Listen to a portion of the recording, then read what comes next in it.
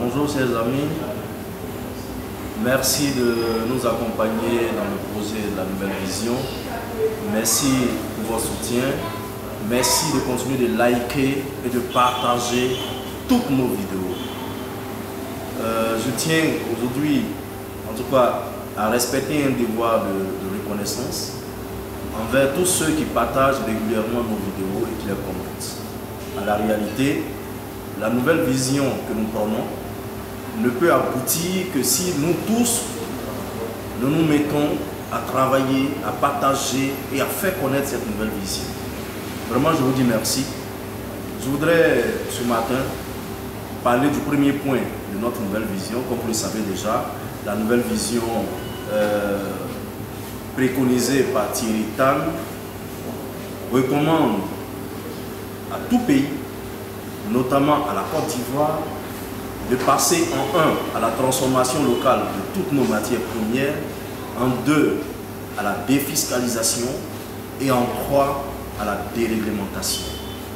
C'est ce concept économique qui a permis aux pays asiatiques que nous envions aujourd'hui, ces grands pays que nous citons, qui ne sont pas aussi grands que ça dans la forme, notamment Dubaï, qui fait à peine 3000 km², notamment Singapour, qui a à peu près 700 km², on va dire, qui est comme notre Yopougon à Abidjan.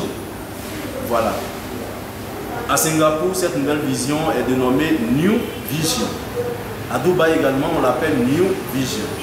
C'est cette nouvelle vision-là que Thierry Tan offre gracieusement à la Côte d'Ivoire. Voilà. Cette vision que je viens de citer tout à l'heure est à la disposition de tous les Ivoiriens.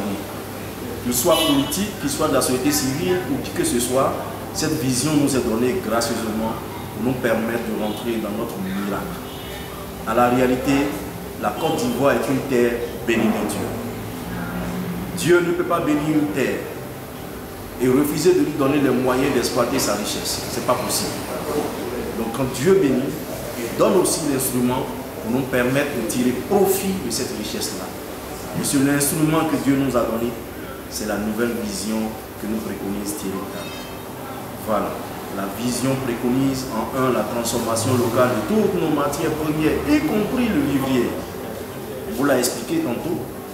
Le vivrier, notamment la tiéké, peut nous permettre d'engranger près de 21 000 milliards de francs CFA en tenant compte d'un seul marché, le marché chinois. Donc, aujourd'hui, nous avons cette opportunité, nous avons cette grâce d'avoir cette vision que les autres ont cherché pendant longtemps avant de trouver. Cette vision nous est donnée depuis plusieurs années et nous refusons de l'adopter. C'est pour cela que nous voulons porter à la connaissance de tout Ivoirien l'existence de cette vision qui peut nous sortir de la misère.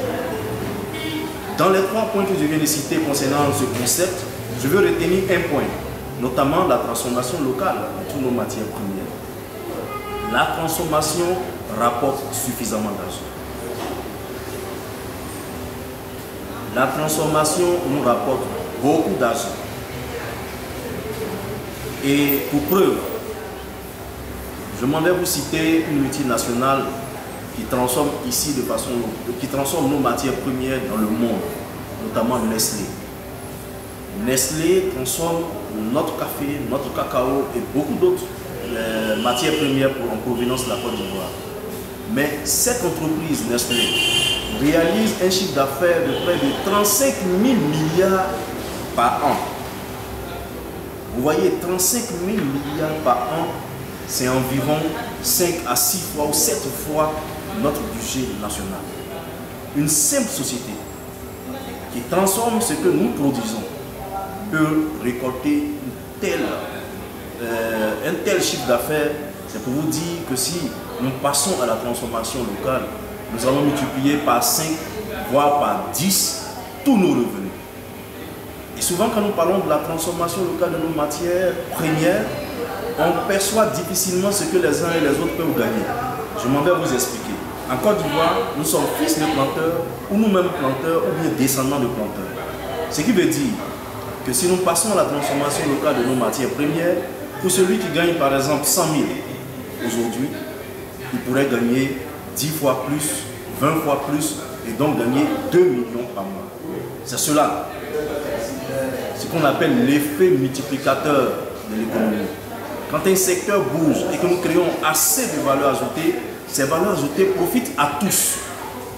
Voilà l'importance de la transformation. La transformation va nous permettre également de moderniser notre agriculture. Les gens disent, pour que nous réussissons, il faut que le planteur produise beaucoup, mais produise en qualité. Nous sommes d'accord.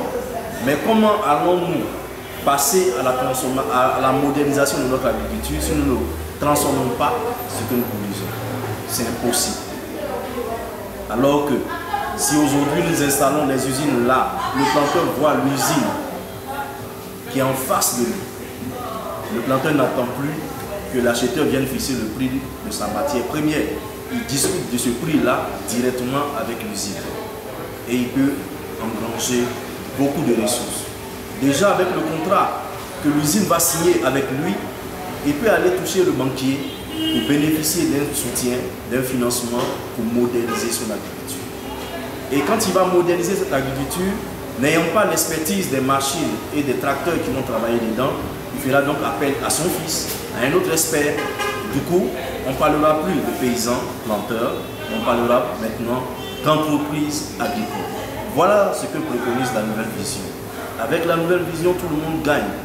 Et les planteurs seront heureux parce que leurs produits seront payés à de meilleurs prix et ils pourront engranger beaucoup de ressources. Nous voulons cette Côte d'Ivoire prospère.